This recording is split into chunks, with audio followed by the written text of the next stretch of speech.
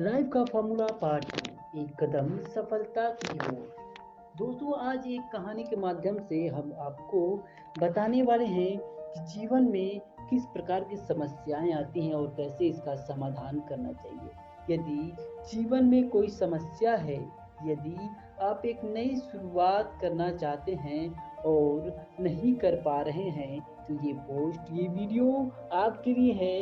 इसे लास्ट तक जरूर देखना, हो सकता है आपकी समस्या का समाधान हो जाए। एक वैज्ञानिक ने चूहों पर एक रिसर्च की कि आखिर चूहे किस तरह का व्यवहार करते हैं।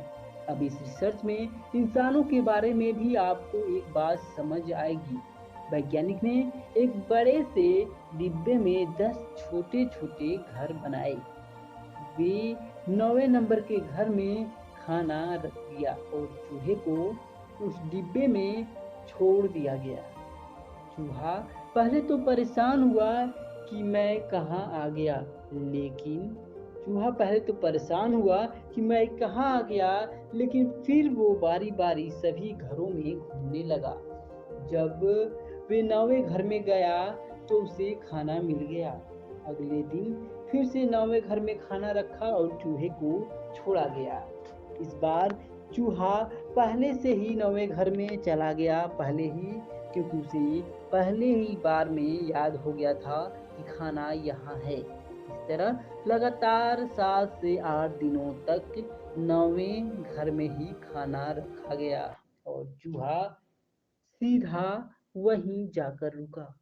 फिर एक दिन वैज्ञानिक ने 9वें की जगह तीसरे घर में खाना रखा और चूहे को छोड़ा गया। तो चूहा अपनी आदत के मुताबिक 9वें घर में गया और उसे खाना नहीं मिला। चूहे को खाना नहीं मिला। अब चूहा परेशान हो गया। चूहा बाहर आया। फिर से अंदर जाकर उसने चेक किया, कहीं मुझसे कोई गलती तो नहीं हुई। चूहा 9वें घर में 4 बार अंदर बाहर हुआ और उसने फिर से पहले घर से छानबीन शुरू की और उसे तीसरे घर में खाना मिल गया। सीख क्या मिलती है कि भगवान यानी कि नेचर ने हमें बहुत कुछ दिया है, लेकिन हमें एक ही तरह के सुख की आदत हो जाती है। हमें एक ही तरह की सुख की आदत हो जाती है और हम चाहते हैं कि हमें हमेशा मन मुताबिक 9वें घर में ही खाना यानी कि सुख मिलता रहे। ठीक है, हम चाहते हैं कि 9वें घर में ही मिलता रहे।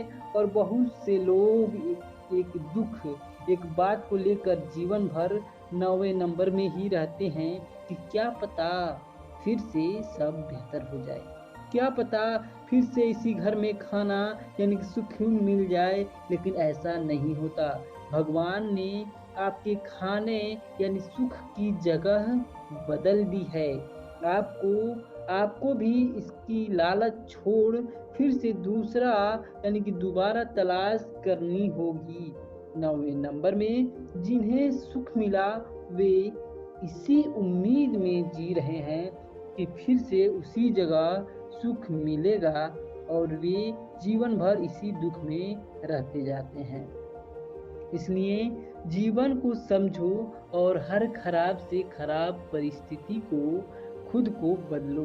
भगवान को दोष मत दो, दोबारा ढूंढने की शुरुआत करो। किसी काम में असफल हो गए हो तो फिर से सफलता ढूंढना शुरू करो। अपनी खोज जारी रखो। जिसने जीवन में नए घर में जाकर खोज बंद कर दी, समझ लेना कि वो जिंदा लाश बन गया। समझ को समझो और आगे बढ़ो, क्योंकि बुद्धिमान समय के बदलाव को अपने आप समझ लेता है और एक्शन लेता है। और साधारण लोग समय के बदलाव को नहीं समझ पाते।